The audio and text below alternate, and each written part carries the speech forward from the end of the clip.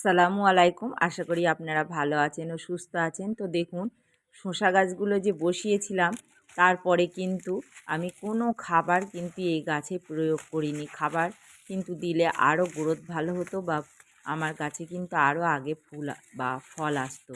যাই হোক, দেখুন এখন আমি যে কাজটি করব, এই গাছের গোড়ায় যত পাতা আছে এই পাতাগুলো কিন্তু কেটে দেবো। এই পাতাগুলো কেটে দিলে কিন্তু পোকামাকড়ের উপদ্রবটা অনেকটাই কম হবে। গোড়া সবসময় কিন্তু পরিষ্কার রাখতে হবে।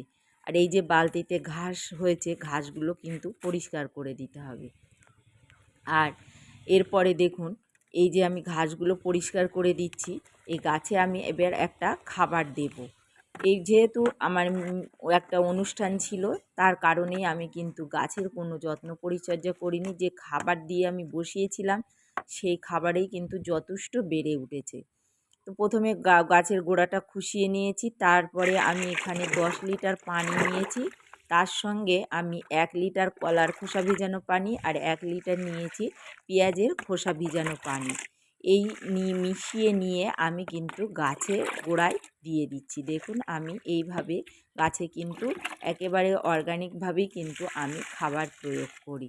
এইভাবে খাবার দিলে আপনার গাছের কিন্তু প্রচুর ফুল